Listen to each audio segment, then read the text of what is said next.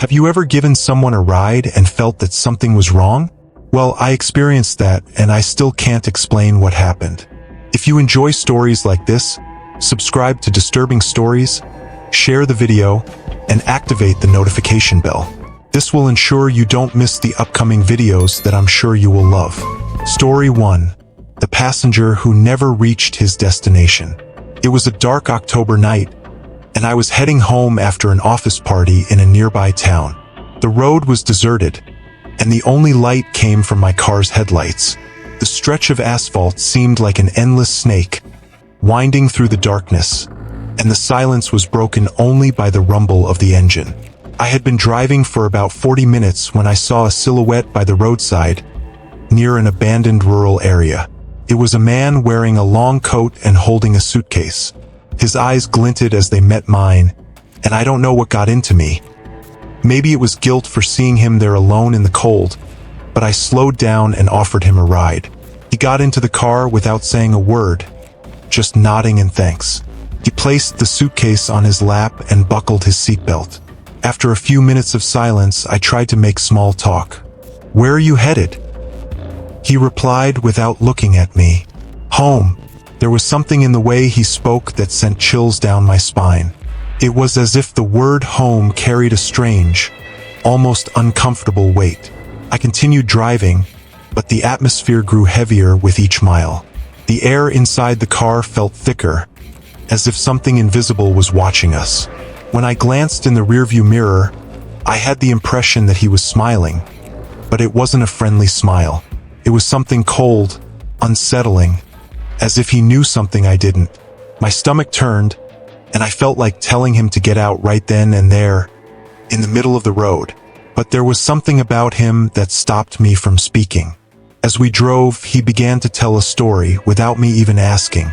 Once, a man gave a ride to a stranger on the road. At first, everything seemed normal. But when they reached a dangerous curve, the passenger whispered, "Now it's time for you to pay your debt." That left me in shock. I tried to hide my nervousness, but my mind was racing. Who was this guy? Why was he telling me this story? And, more importantly, what did he mean by debt?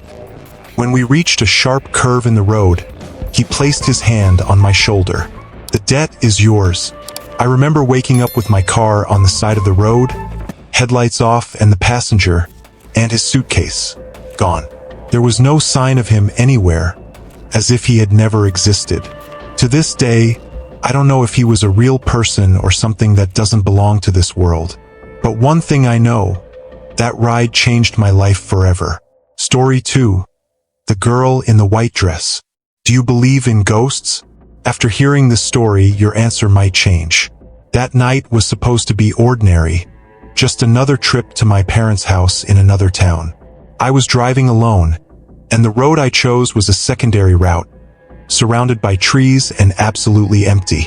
Everything was going well until suddenly, I saw a figure in the distance. It was a girl wearing a white dress that glowed under the headlights.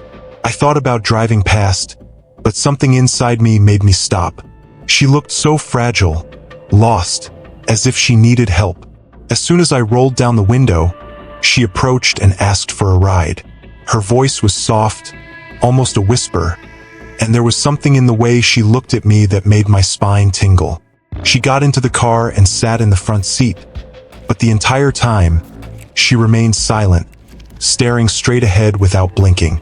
The only time she spoke was to give me directions on where to drop her off. When we finally arrived at the location, a dark old house, she turned to me and said, "Thank you. You were the only person who stopped." Before I could respond, she got out of the car and walked toward the house. When I closed the door and looked forward again, she had vanished. I felt a chill run down my spine and accelerated away as fast as I could. Later, I found out that the house where I dropped the girl off had been abandoned for years, and the only resident who ever lived there was a young woman who died in a car accident exactly on that road. That girl should never have been there, and I will never again drive alone on deserted roads at night. Story 3. The man in the back seat. Have you ever looked in the rearview mirror and seen someone who shouldn't be there? This story might make you think twice the next time you drive at night. It was almost midnight when I left work and got into my car. The rain was pouring down, and the road was completely deserted. I turned on the radio to break the silence, but the feeling of being watched was undeniable. After a few kilometers, I looked in the rearview mirror and saw a man sitting in the back seat. I nearly lost control of the car. My heart raced, and for a moment, I thought about stopping. But before I could do anything, he said, "Don't stop. Keep driving." His voice was low, but there was an authority in it that didn't allow me to disobey. I felt sweat trickling down my forehead as my fingers gripped the steering wheel tightly. "Who are you?" I asked, trying not to show the panic rising inside me. He laughed but didn't answer. He just repeated, "Keep driving." After a few minutes of absolute tension, he whispered something I will never forget. "You'll never get rid of me." I looked again in the rearview mirror, and he had disappeared. But the feeling of his presence never left. After that night, I feel like he's still with me, always watching, always lurking.